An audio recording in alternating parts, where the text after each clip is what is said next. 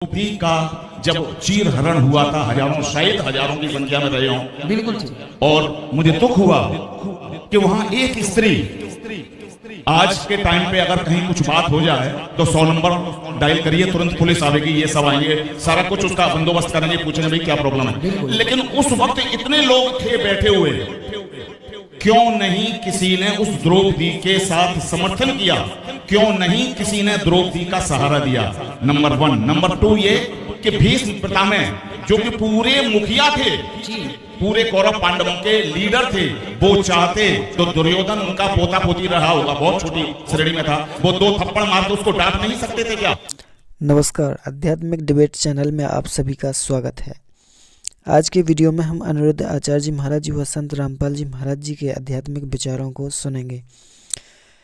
तो इस वीडियो में एक दर्शक ने पूछा हुआ है कि जब द्रौपदी का चीरहरण हो रहा था तो उस समय हजारों की संख्या में वहाँ पर पंचायती बैठे हुए थे, भीष्म पितामह भी वहाँ पर उपस्थित थे, तो किसी ने क्यों नहीं रोका दुर्योधन को इसके लिए? तो इस विषय पर चर्चा होगी इस वीडियो में। बहुत ही इम्पोर्टेंट वीडियो है, तो वीडियो को पूरा देखिएगा। सबसे पहले हम अनिरुद्ध आचार्य जी महाराज जी के विचारों को जानेंगे, इसके बाद जानेंगे हम संत रामपाल जी महाराज जी के विचारों को। तो आइए जानते हैं अनिरुद्ध आचार्य जी महाराज जी के विचार, फिर जानेंगे हम संत रामपाल जी महाराज जी के विचार। 2 चीजें मुझे हमेशा कचोटती, पता नहीं क्यों, महाभारत काल में भी और रामायण काल में भी। बताइए। महाभारत काल में तो ये द्रौपदी का जब चीर हरण हुआ था, हजारों शायद हजारों की संख्या में रहे हों, बिल्कुल थी, और मुझे दुख हुआ कि वहां एक स्त्री, आज के टाइम पे अगर कहीं कुछ बात हो जाए तो 100 नंबर डायल करिए, तुरंत पुलिस आवेगी, ये सब आएंगे, सारा कुछ उसका बंदोबस्त करेंगे, पूछेंगे भाई क्या प्रॉब्लम है। लेकिन उस वक्त इतने लोग थे बैठे हुए, क्यों नहीं किसी ने उस द्रौपदी के साथ समर्थन किया? क्यों नहीं किसी ने द्रौपदी का सहारा दिया? नंबर 1। नंबर 2 ये कि भीष्म पितामह जो कि पूरे मुखिया थे, पूरे कौरव पांडवों के लीडर थे, वो चाहते तो दुर्योधन उनका पोता पोती रहा होगा, बहुत छोटी श्रेणी में था, वो 2 थप्पड़ मार के उसको डांट नहीं सकते थे कि आज के टाइम पे अगर हमारे सामने हमारा नाती कोई बदतमीजी की करे, हमारा क्या फर्ज है? हम उसे डांटेंगे, मारेंगे 2 थप्पड़ खींच के। वो भी सक्षम थे। आखिर उन्होंने उस वक्त उस द्रौपदी को क्यों नहीं बचाया? क्यों नहीं दुर्योधन में 2 थप्पड़ खींच? प्रश्न था आपका कि पितामह भीष्म जैसे दिग्गज खड़े थे और भरी सभा में द्रौपदी लुट रही थी, तो द्रौपदी लुट रही थी भरी सभा में और सब चुपचाप बैठे थे। उसी का दंड तो मिला कि जितने लोगों ने तमाशा देखा था द्रौपदी की साड़ी खींचने का, सबको दंड मिला, सब महाभारत में मारे गए, ये सबको दंड मिला है। देर से, ईश्वर के घर थोड़ा देर है, अंधेर नहीं है। पितामह भीष्म जैसों को क्यों नहीं बोलना, क्यों नहीं बोली? पितामह भीष्म से बाद में जब बाणों की सैया पर लेट गए ना, तब उनसे ये सवाल किया था कि आपने क्यों नहीं द्रौपदी की साड़ी बढ़ाई? तब उनने कहा कि मैंने दुष्ट दुर्योधन का अन्न खाया था, इसलिए मेरी बुद्धि भी दुर्योधन की तरह हो गई थी। अब वो एक एक बूंद लहू जमीन पे गिर गए। और हाँ बताइए। आपने अभी एक बात कही थी कि जिन्होंने वहां सभा में बैठ के वो दृश्य देखा, हाँ, उनको पनिशमेंट क्या मिला? कि उनकी मृत्यु हुई। बिल्कुल, महाभारत में एक भी नहीं बचा। 1 मिनट, यहीं मृत्यु तो सबकी हुई, सबने, मतलब क्या पांडव अमर थे, मृत्यु उनकी भी हुई, लेकिन क्या मृत्यु हो जाना, क्या उनको पर्याप्त दंड है? अभी आपने सुने अनिरुद्ध आचार्य जी महाराज जी के विचार।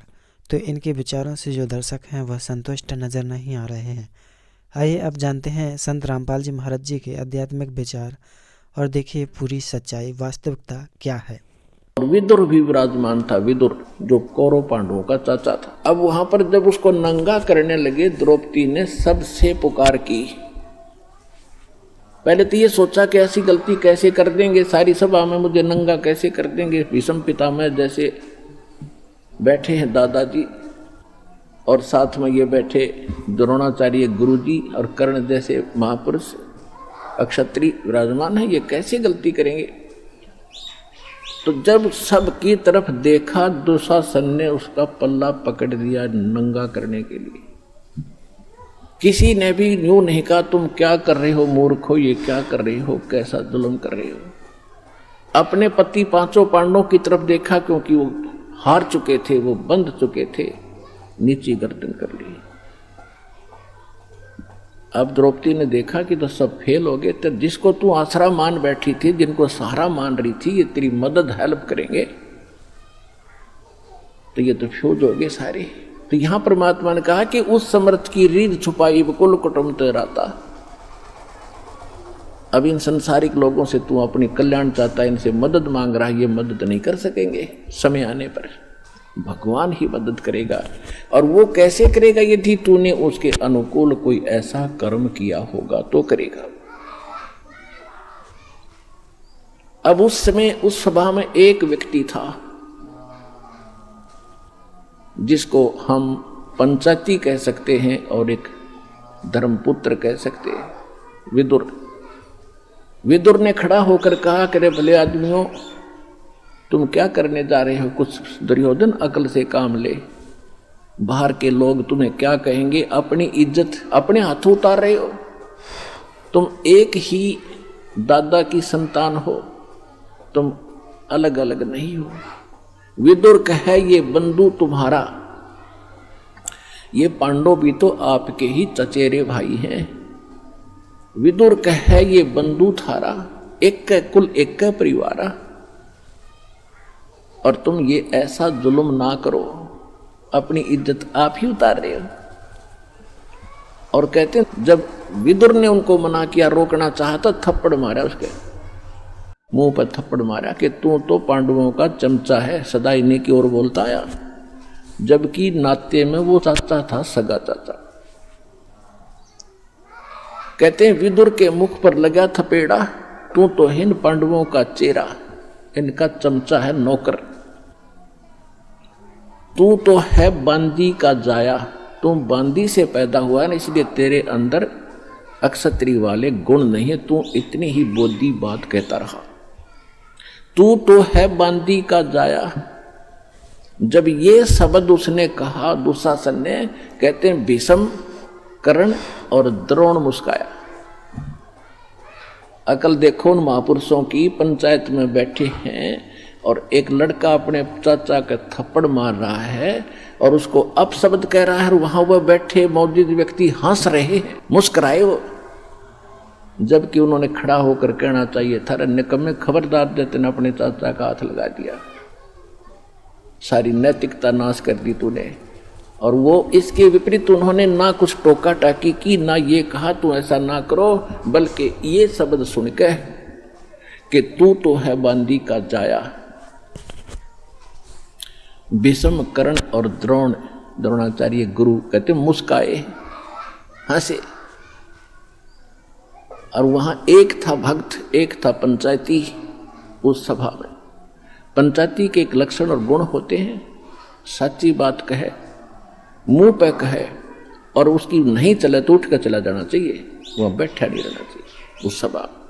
तो विदुर वहां से उठ कर आ गया, वहां रहा नहीं। या तो भीष्म, द्रोणाचार्य और कर्ण ने उनका विरोध करना चाहिए था, नहीं मानते तो सभा त्याग देनी चाहिए थी। वहां बैठे किस लिए थे? वो बुद्धिहीन, उस द्रौपदी को नंगा देखने के लिए बैठे थे वो दुष्ट व्यक्ति। और किस लिए बैठे थे? अब कहते हैं बंधे से बंधा मिले और छोटे कौन उपाय, कर बंदगी निर्बंध की वो पल में दे छुड़ाए। अब दुर्योधन के मलिन अन्न को खाकर भीष्म पितामह, द्रोणाचार्य और कर्ण वो दूषित मन के हो गए थे, वो बंद गए उसके लोक लाज में, किसका टुकड़ा खाते हम कैसे बोलेंगे। और विदुर ने खड़ा होकर कह दिया, और उधर से पांडव बंद गए कि हम हार चुके हैं, द्रौपदी को हम बोल नहीं सकते, वो भी बंधन में बंध गए, मर्यादा में। पुण्यात्मा, जब यह जीव इन संसारिक लोगों से अपना आस्था हटा लेगा, एक उदाहरण शब्द लेना यहां पर, जब तक आप किसी राजनेता या अन्य किसी अपने धनी रिश्तेदार से आशा रखते हो अपने किसी वस्तु की, भगवान साथ कम देगा। जब आप उनसे हटकर केवल एक परमात्मा में आस्था रखकर सच्चे दिल से पुकारोगे तो पता नहीं क्या कर दे एक पल में।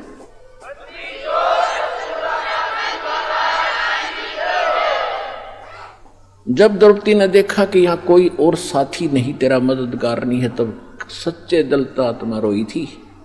ये भगवान आत्मा का साथी है, मन का साथी नहीं।